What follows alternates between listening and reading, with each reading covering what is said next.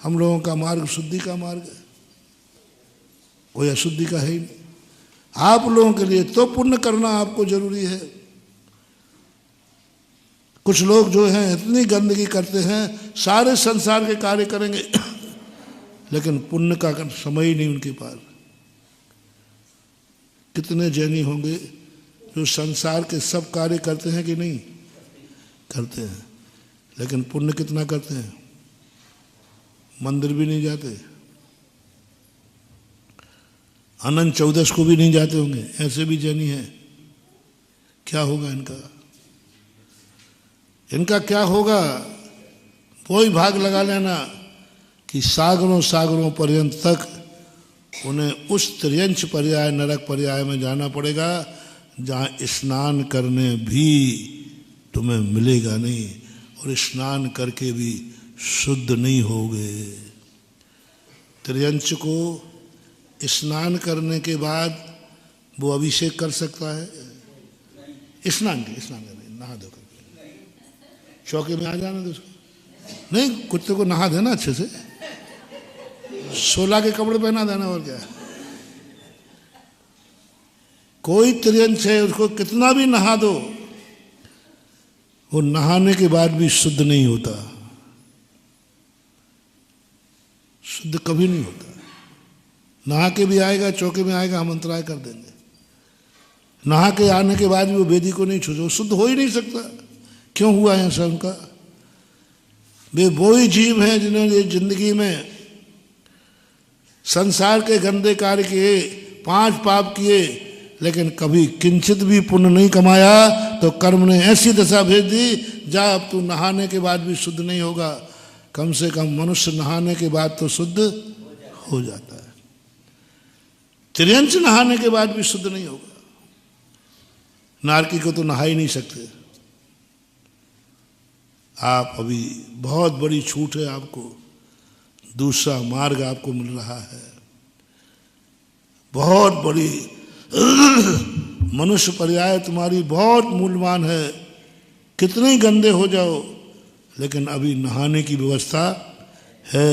नहाने के बाद आप बिल्कुल इतने शुद्ध हो जाते, भगवान को छू सकते, महाराज को आहार दे सकते। ये बहुत वीआईपी बता, 84 लाख योनियों में मात्र छूट मनुष्य को है।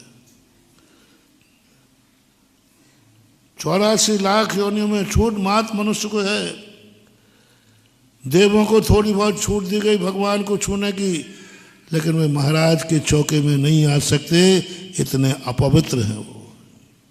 100 धर्मेंद्र भी महाराज के आहार के चौके में आ जाए तो महाराज अंतराय कर देंगे। चौका अशुद्ध हो गया, कौन आ गया? इतने अशुद्ध हैं वो। त्रियंच की तो छोड़ो, लेकिन मनुष्य देखो कितना शुद्ध है। और देवताओं का शरीर बिल्कुल रिफाइन होता है, उसमें हड्डी मांस चमड़ी आदि कुछ नहीं होती, कुछ नहीं होता उनमें, बहुत शुद्ध शरीर है, पसीना नहीं आता। यदि आहार की व्यवस्था देवों को दे दी जाती ना, तो हम लोगों को कभी बालचंद नहीं आता।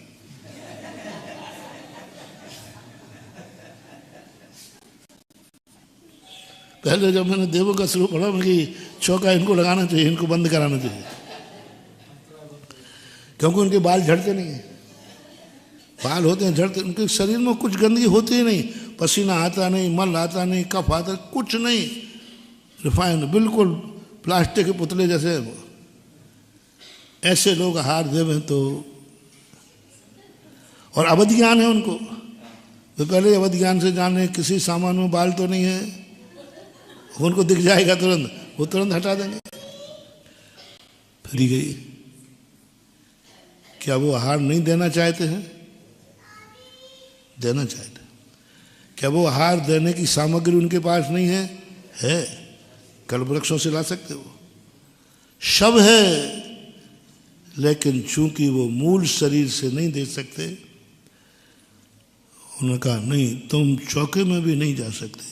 देने की बात तो छोड़ो, मुनिराज को पता चल जाए कि कोई देव अदृश्य यहाँ आया था, प्रायश्चित लेंगे,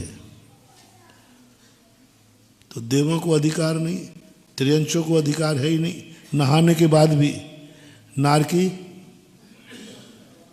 आ ही नहीं सकते, उनको तो कुछ नहीं। 84 लाख योनियों में मात्र मनुष्य को है कि तुम नहाने के बाद पूर्ण पवित्र हो।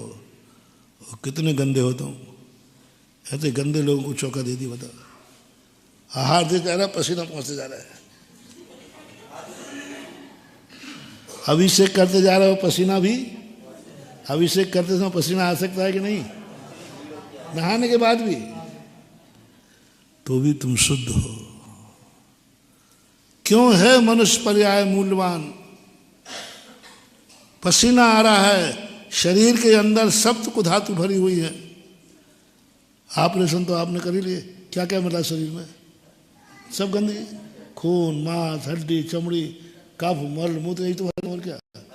इतनी गंदगी का पिटारा,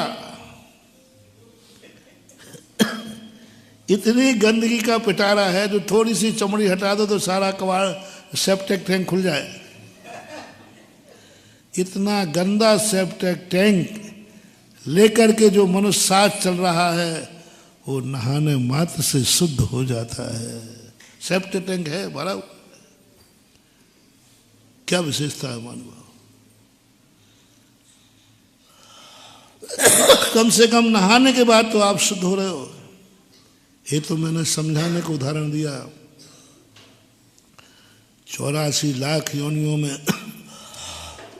आत्मा पाप से गंदगी होती है, लेकिन पुण्य रूपी जल वहां मिलने वाला नहीं है। पुण्य रूपी जल नहीं मिलेगा देवताओं में, स्वर्गों में, नारकियों में, त्रियंचों में। जल है ही नहीं, कोई व्यवस्था ही नहीं उनकी। जल मिलेगा तो वो उनको शुद्ध करने वाला नहीं है।